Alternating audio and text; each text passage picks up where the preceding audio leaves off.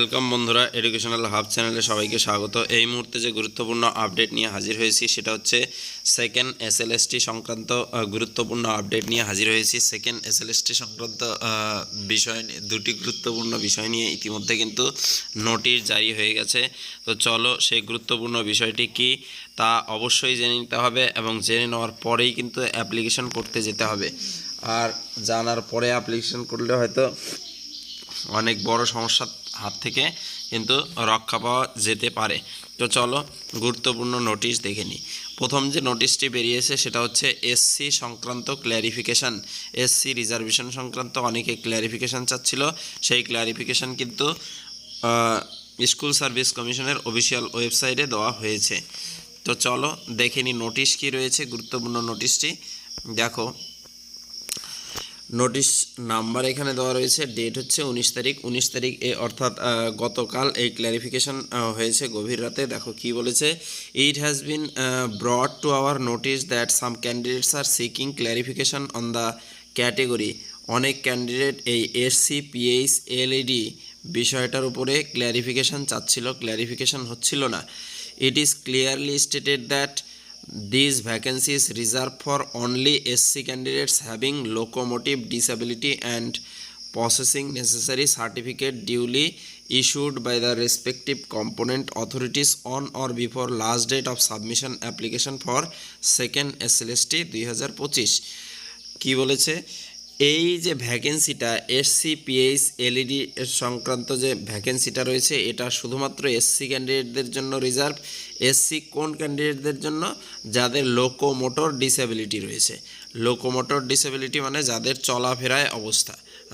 চলাফেরায় অসুবিধা, অর্থাৎ পায়ের জন্য চলাফেরায় অসুবিধা, জন্মগত যাদের অসুবিধা রয়েছে পায়ের বা কোমরের যার জন্য তাদের চলাফেরা করতে অসুবিধা হচ্ছে, এবং সেই সংক্রান্ত সার্টিফিকেট থাকলেই কিন্তু তারা এই ভ্যাকেন্সিতে বা এই শূন্য পদের জন্য বা এই ক্যাটেগরির জন্য তারা কিন্তু যোগ্য, তারা আবেদন করতে পারবে।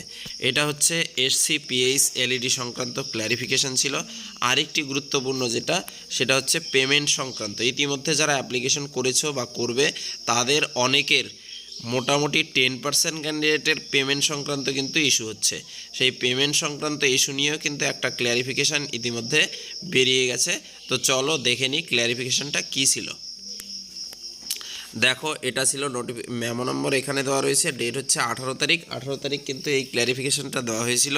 কি ক্ল্যারিফিকেশান আছে দেখো, this is to notify for all prospective applicants that in case of multiple payment done against single application ID where more than one transaction was successful and receipt was generated against one online payment, refund will be done for additional payment done against the same application ID where receipt acknowledgement was not generated। কি বলেছে, যদি একটা application আইডির জন্য অর্থাৎ একটা দরখাস্তের জন্য যদি একের বেশি পেমেন্ট হয় এবং পেমেন্টগুলো যদি সাকসেসফুল হয় তাহলে কিন্তু একটা পেমেন্ট রিফান্ড করা হবে, ঠিক আছে। তারপর কি বলেছে, application no refund will be done under any circumstances for successful payment against multiple application ID. যদি একের বেশি অ্যাপ্লিকেশন আইডি হয় এবং তার ক্ষেত্রে যদি পেমেন্ট সাকসেসফুল হয় সেই ক্ষেত্রে কিন্তু রিফান্ড করা হবে না। Admit card will be generated against the last application ID for the same candidate for one class level. এখানে কি বলেছে, একই লেভেলে অর্থাৎ 9-10-এর জন্যই যদি একটা ক্যান্ডিডেট দুটি অ্যাপ্লিকেশন করে পেমেন্টের ইস্যুর জন্য এবং দুটোই যদি সাকসেসফুল হয় এবং আইডি যদি দুটি হয়ে যায় তাহলে কিন্তু সে পরের বার অর্থাৎ দ্বিতীয়বার যে অ্যাপ্লিকেশন করবে তার উপরেই কিন্তু অ্যাডমিট কার্ড আসবে। খুব গুরুত্বপূর্ণ আপডেট। দ্বিতীয়বারের পেমেন্টের জন্যই কিন্তু যে অ্যাপ্লিকেশন আইডিটা হবে তার উপরেই কিন্তু পরীক্ষার সময় অ্যাডমিট কার্ড কিন্তু আসবে তার এগেনস্টে। তো এই ছিল ভিডিওটা ভালো লাগলে বন্ধুদের সাথে শেয়ার করে দিও, লাইক করে দিও। এই ধরনের ভিডিও পেতে চ্যানেলটিকে সাবস্ক্রাইব করে পাশে থাকা বেল